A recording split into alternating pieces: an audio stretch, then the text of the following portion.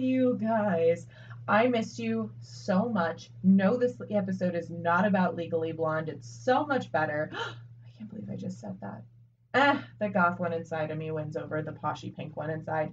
Anyway, it has been so long, and I would apologize, except that I have a life, and though I love doing this so, so much, I definitely didn't want this fun side project of mine to turn into a source of stress. So, thank you so much for being patient while I went on it was like a month hiatus.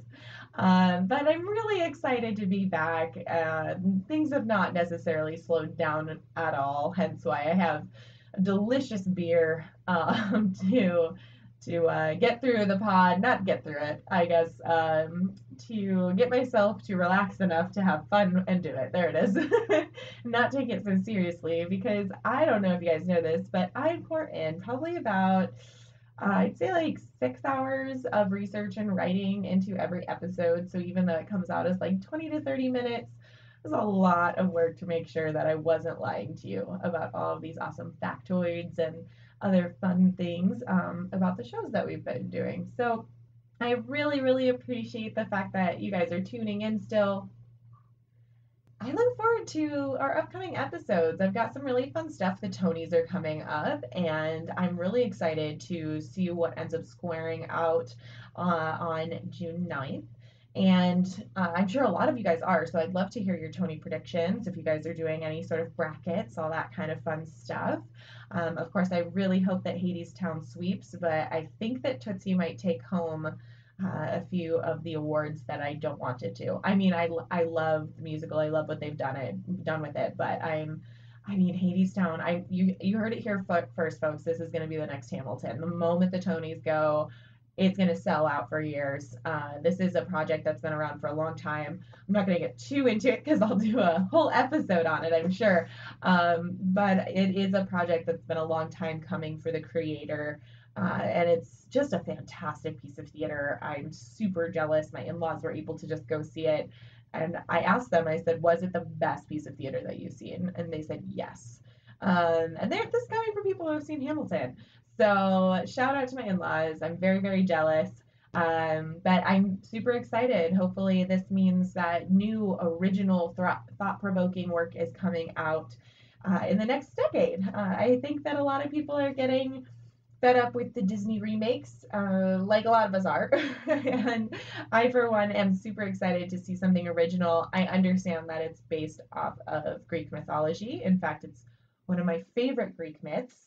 Actually, the first show I was ever in was based on the story of Eurydice and Orpheus. So very, very fun.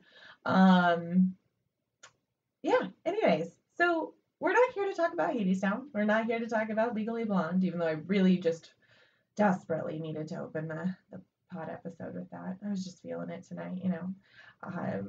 It's a funny story. It's actually taken me a couple hours to sit down and actually like get ready to record, because I started listening to the soundtrack for the show that we are in for tonight, which is Jekyll and Hyde, the musical. And I started listening to Linda Eater singing Bring on the Men, and just had a full-blown dance out in my kitchen, which I haven't done in a long time. But there's something about that song. It is sexy, it's sassy, it's fun, and no one's better than Linda Eater. But I don't want to jump the gun on that, so why Jekyll and Hyde?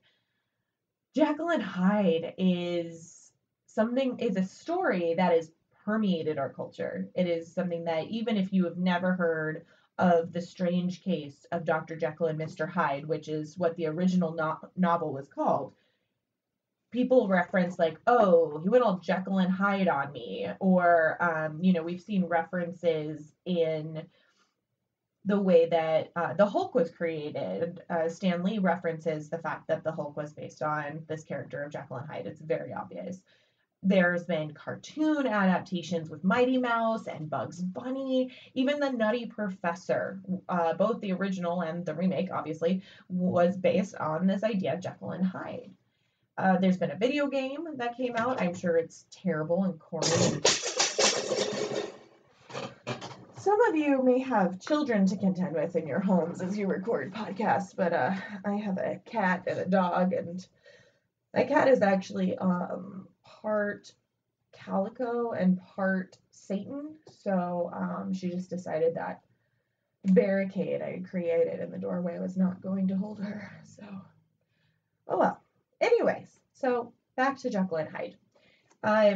This show and the story itself speaks to a variety of human issues. And the two that I find are most intriguing, at least for me, is the idea of reputation and the duality of human nature. And that the duality of human nature is what most people think of when they think of Jekyll and Hyde. This idea that Dr. Jekyll is the good part and Mr. Hyde is all of the inner demons of man, the worst of the worst within us. What I found really fascinating in researching this piece was actually the role that this idea in the Victorian era, when this was written and takes place, that the role that reputation had in the lives of the men and women in this culture. It was based on a very heavy class system, of course. Not much is like nothing's changed that much, right? And this is only in the late 1800s. So we know that the class system influenced quite a bit, especially because of how drastic the poverty was in this Victorian time period. So when we're talking about reputation, whether that's stained reputation or we're talking, oh my gosh, I just hear Taylor Swift in my head. Big reputation, big reputation. Ooh, you and me. Okay, sorry. Shout out to Austin because that's gonna be stuck in my head forever. The Victorian era, though, was really thought of, at least for me, I think of the restrictive behavior, whether it was men who obviously didn't have nearly as bad, or the women, whether they were upper class or lower class, had extreme issues of being restrained and constantly had these very high morals and high expectations on them that they needed to live up to. And just to kind of touch base a little bit on what that looked like, when I say like the upper and lower class women, when we're looking at Jekyll and Hyde, especially in the musical, only in the musical and the stage productions, there's this role of Emma, who is a middle to upper class lady who is in love with Dr. Jekyll. And then we have this role of the whore, and the prostitute is Lucy is her name. And what I find fascinating in the show, as well as when you look into the research of the Victorian era, is that both of these women had it pretty tough.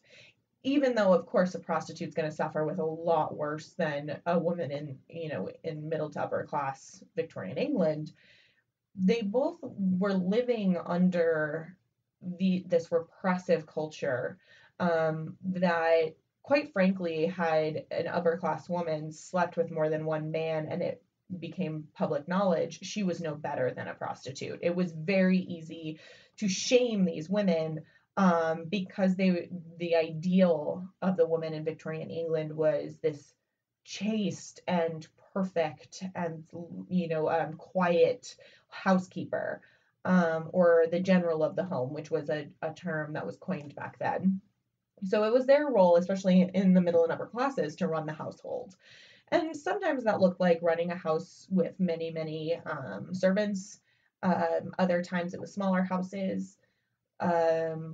Lower class women were in charge of the cooking, the cleaning, and all of that. Usually they had to have some sort of job as well, whether that was like hawking some sort of sales on the side of the road, or doing embroidery, or fixing up clothing.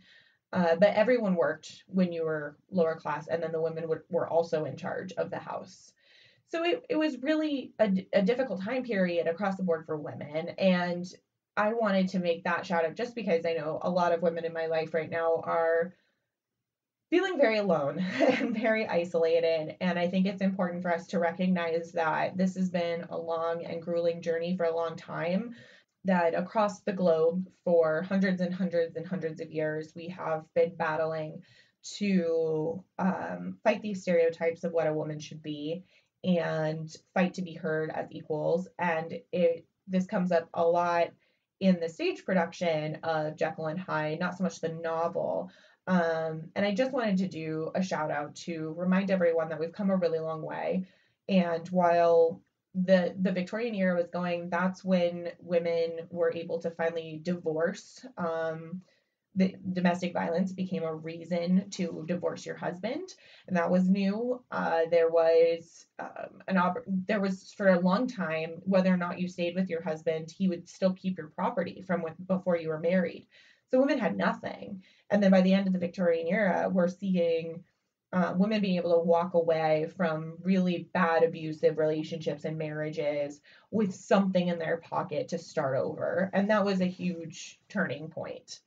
But other than women's rights, which was very impactful on the culture at the time, or the lack thereof was very impactful at the time, we're also seeing crazy advancements in science. So huge developments like the stagecoach and canals, steamships, the invention of railways. All of this was happening in this time period. Because when we're looking at the Victorian era, what we're really looking at is about 1837 to 1901. So in this time period of like 80 years, we're seeing an explosion of travel. All of a sudden, the world is getting a lot smaller and a lot more crowded. And this is really important because it made a lot of people feel very disenfranchised, made them feel more isolated, which is weird.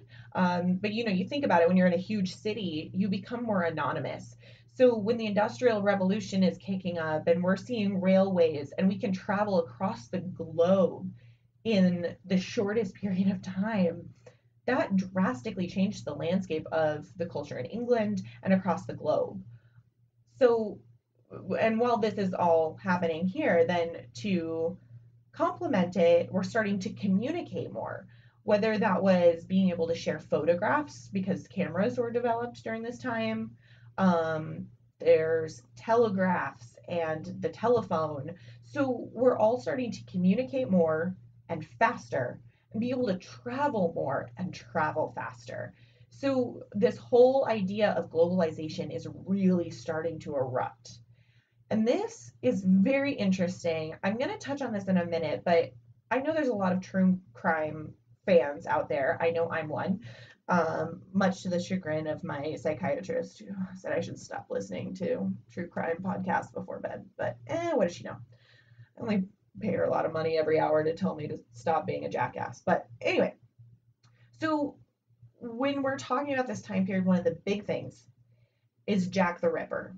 And we all know the idea of Jack the Ripper. And what made him fascinating is nobody knew who he was. We still don't know who he was. And he targeted women who were alone. He didn't have a type.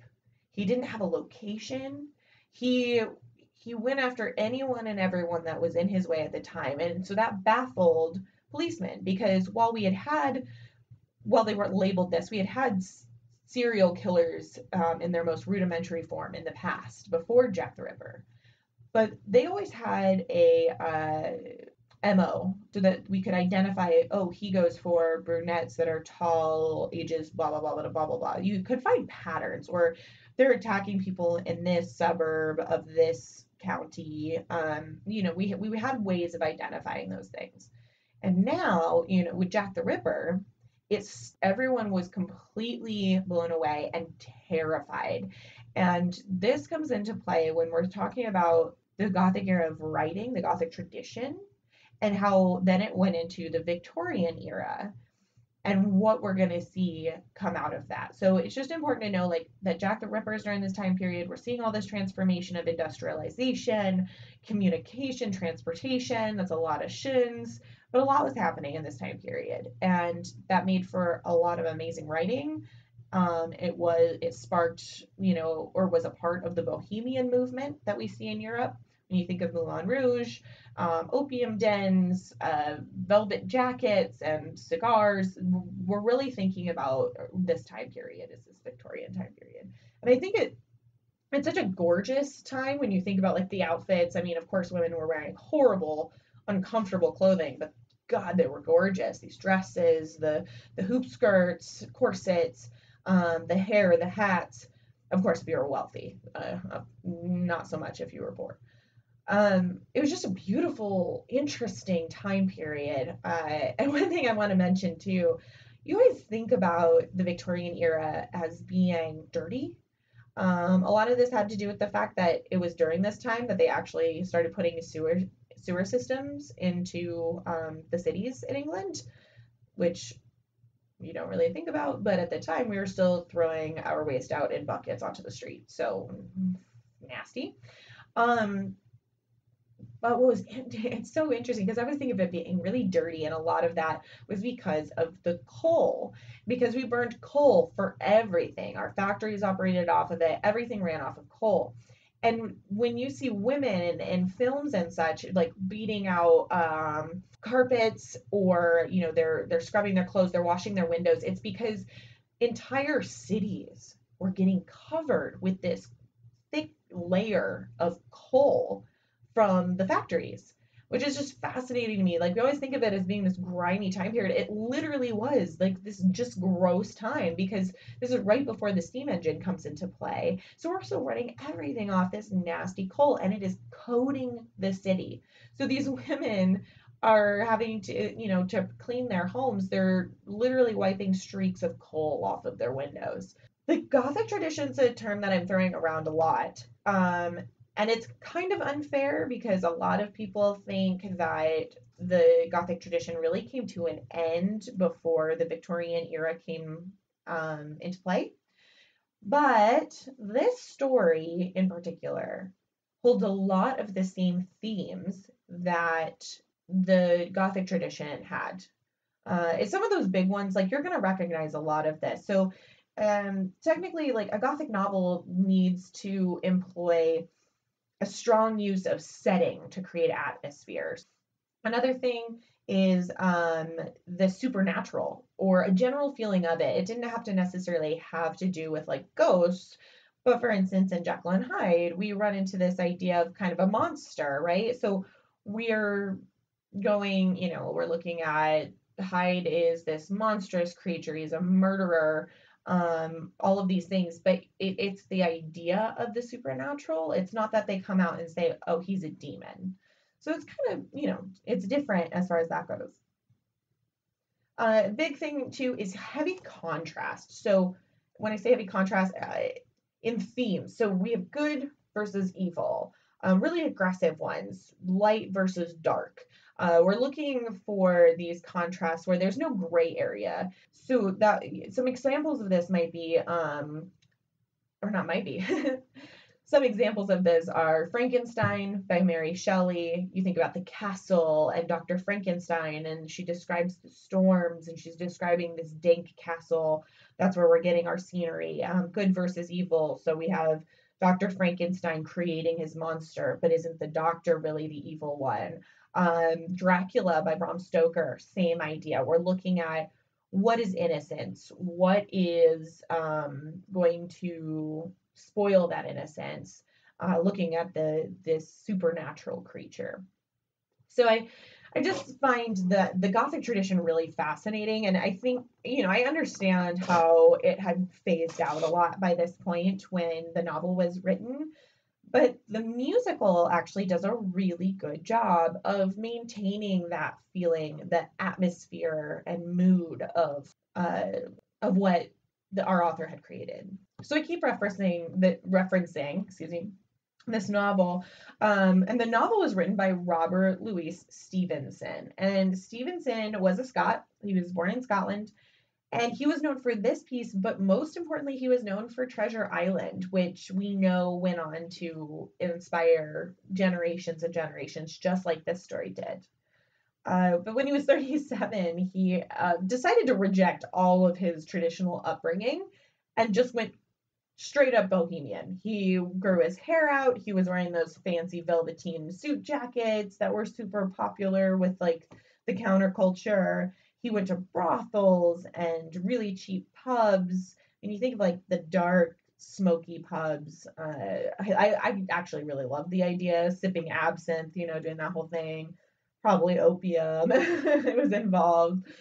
But most important, and what affected him most drastically, is he completely rejected his Christian upbringing and became an atheist, and a very vocal atheist. I feel like that's something that a lot of the authors I talk about have in common.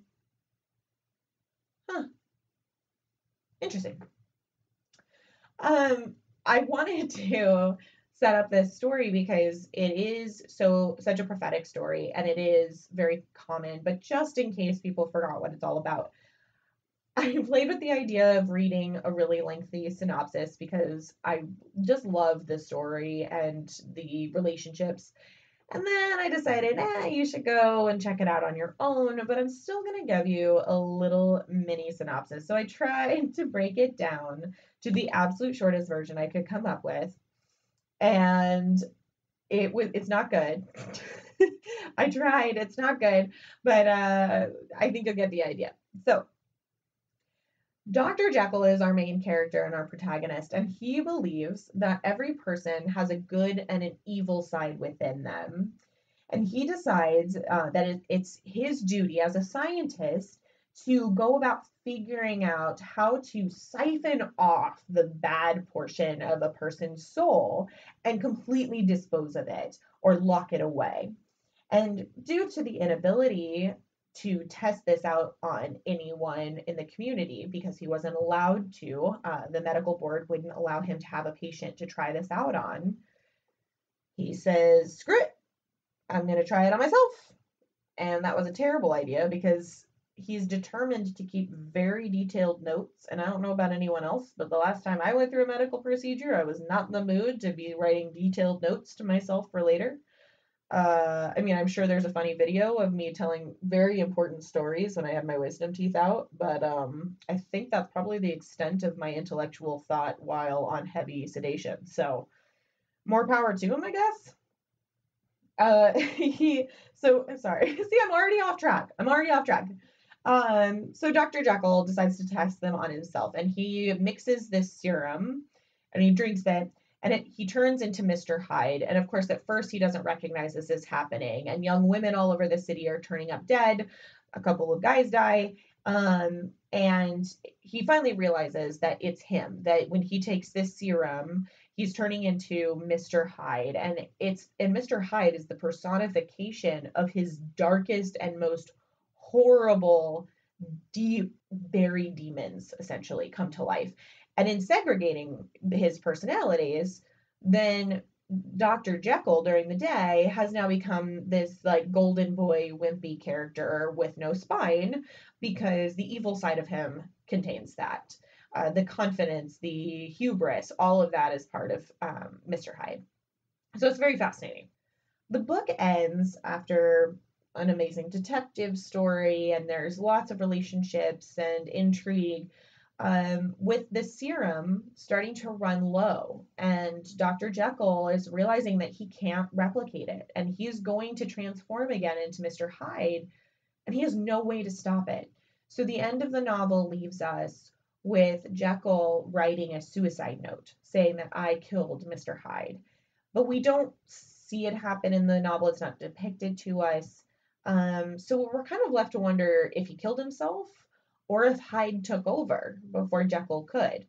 I find that really interesting, and I love a good open ending. I mean, I don't love them. It's very frustrating at the time, but it is really brilliant because it opens up the conversation even more. One of the reasons I picked this show in particular, as with some of my other pieces, is I love the source material so much. And in this case, it's not just about the novel itself, it's about the writing and the creation of this story. So Stevenson was a very sickly guy and was actually depicted as being a very homely person, which is really mean to say in history books because, like, why do you need to bring that up? Hundreds of years later, do we really need to know that Stevenson was not particularly attractive and got beat with the ugly stick? No. But of course, they're going to keep bringing it up. It's just like adding insult to injury. Anyway, stepping off my soapbox. He was a very sickly guy, and it came to him in a dream. His wife, Fanny, woke him up and he exclaimed, "Oh my God, you totally ruined my perfect dream about my next book, and I can't even with you right now." I mean, I paraphrased, but that's essentially what he said to her. He allegedly wrote the first draft in 3 days while he was in bed after he woke up from this dream. So he was bedridden and he had a lung hemorrhage. So he was bleeding internally. And it's speculated that at the time, because cocaine was medicinally used to constrict blood vessels, that he was probably most likely definitely was on cocaine when he wrote this story, which makes a lot of sense when you read it. At least the first draft was like that. But it's so funny to think of a time, like, they're making all these huge advancements in technology and they're still prescribing cocaine as a as a medicine to work through these things. The first draft was lit on fire. We know that as much. It may have been his wife or Stevenson himself. What we do know is that his wife was not a fan of the story. She thought it was really grotesque. She thought it was dumb. She hated it. So he either burned it because she hurt his feelings, or she burned it because she actually just really hated the story and didn't want him to publish it and have it get out into the public. Unlike some of our favorite authors who experience little success, this book blew up. It sold like 40,000 copies in 6 months, which at the time was unheard of because it's Victorian England and everyone was sexually repressed. Everyone thought that this was a book about sexuality. They thought it was about homosexuality between a couple characters, about female sexuality, repressed sexuality. And Stevenson had come out publicly and was adamant that that's not what this story is about. It's about a lot of other really important things, guys, but it's not about sex, for once. Now, of course, you could argue the Freudian version, when it's not about sex, it's really about sex, but that's for a whole different, I don't know, podcast, probably? I don't even know how I would cover that. Spring Awakening. In Spring Awakening, I can definitely cover sexual repression. So the interesting thing is this actually became a play really quickly. So he wrote the book, and then it was put on in its first stage production in 1888, which was 2 days before Jack the Ripper began his killing spree. 2 days. So the public blamed the play for the various murders, stating that the serial killer's mind was poisoned by it.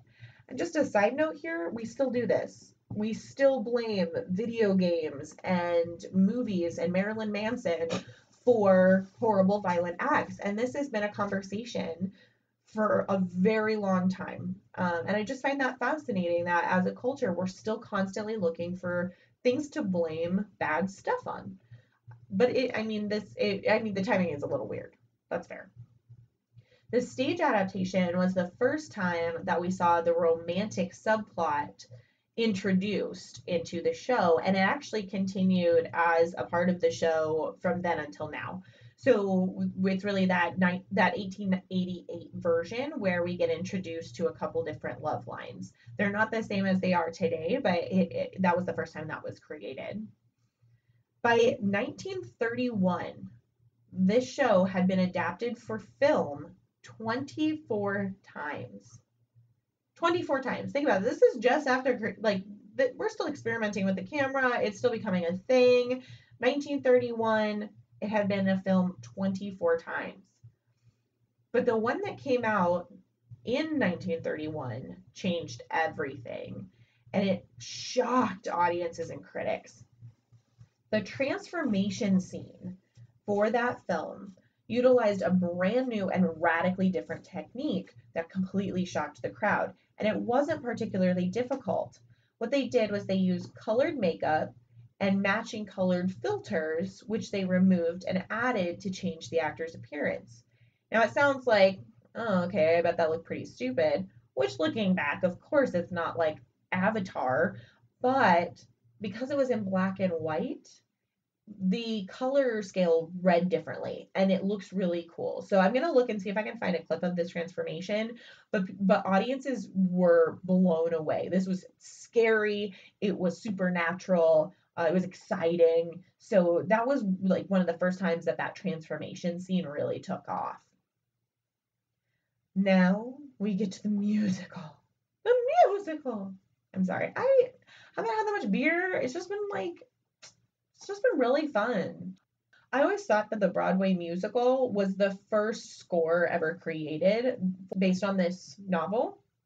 I was totally wrong. So it turns out that Lionel Bart, who wrote Oliver, and was part of the Oliver creation process, composed the music for the 1973 TV movie version of Jekyll and Hyde, which starred Kirk Douglas.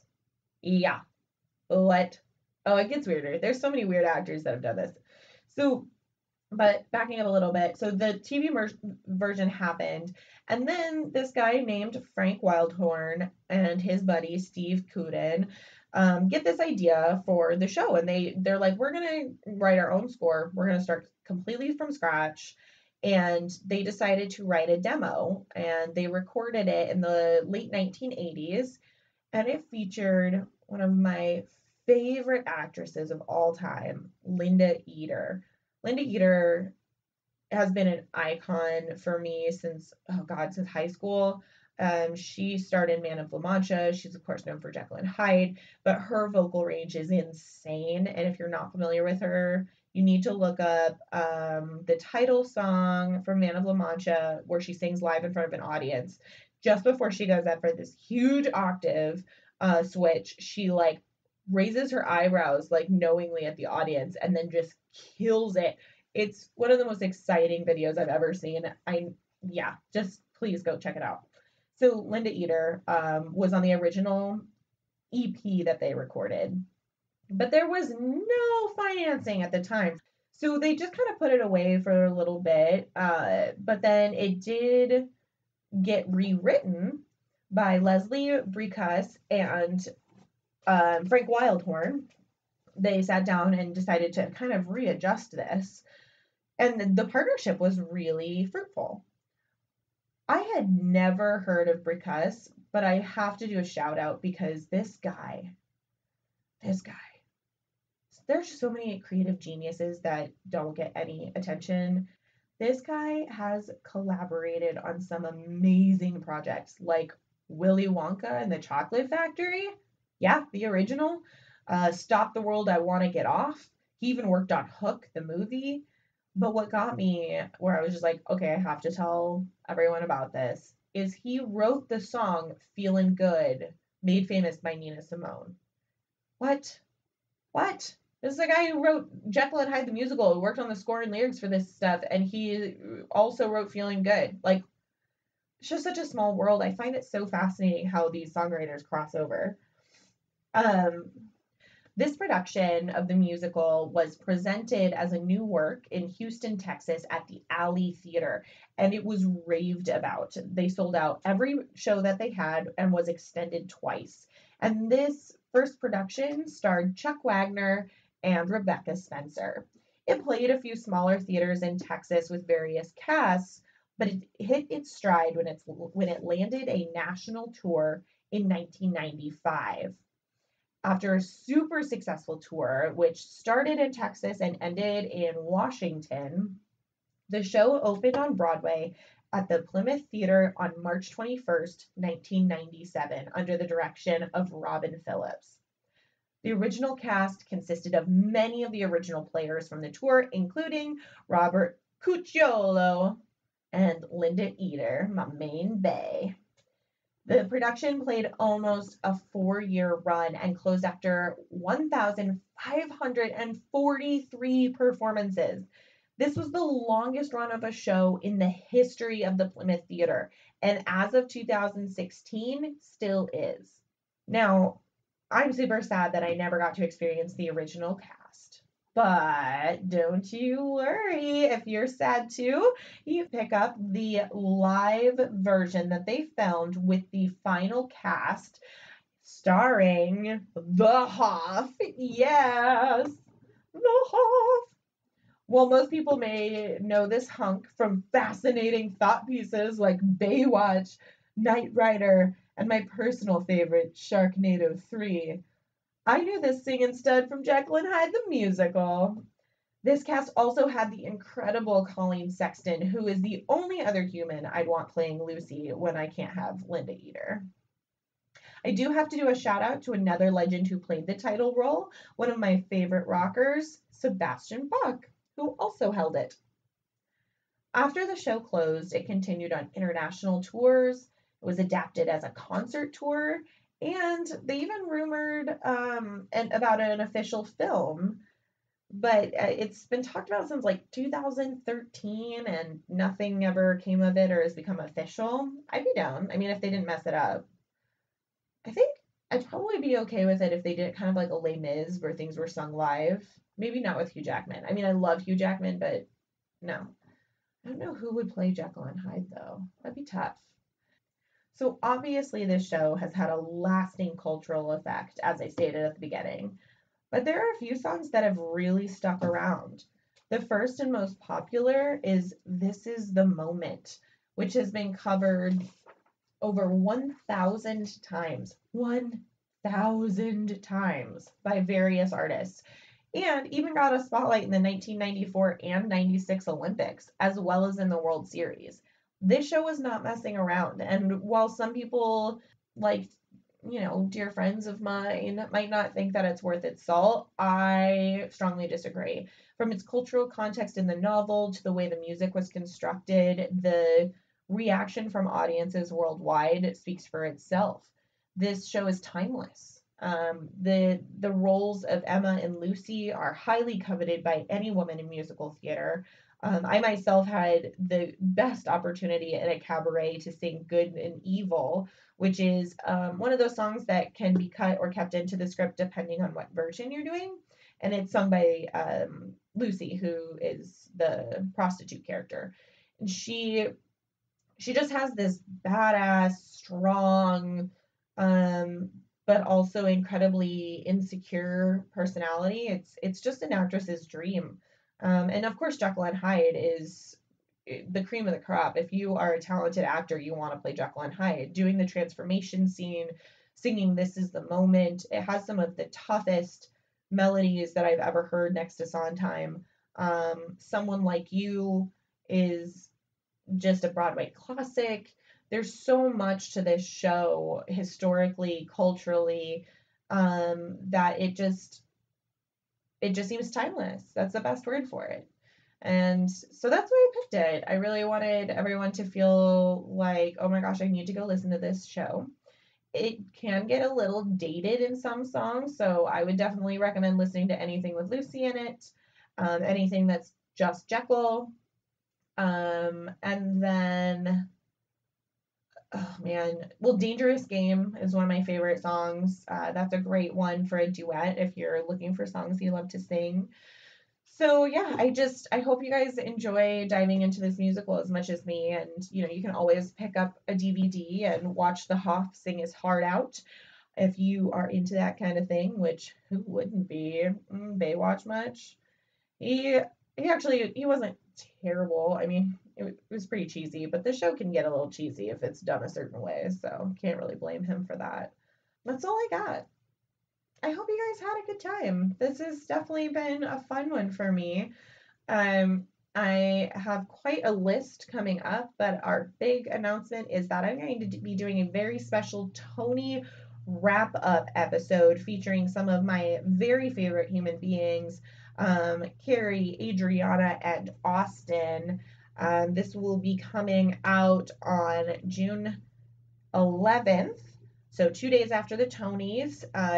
Between the three of them, we've got a big variety of people who have seen the shows, know too much about the shows, know too little about the shows. We should be in for a really big treat. So it's going to be a really fun pod, and I hope you guys will join us for that date. In the meantime, everybody get out there, listen to Hadestown, support original work. If it were up to me, I would say run far, far away from any of the Disney remakes. Stop putting your money there. And for my friends, my family, who's really struggling right now and fighting the good fight, my heart is with you guys. This is the moment. This is the moment. So I hope everyone has a wonderful rest of your week, and I look forward to talking to you soon.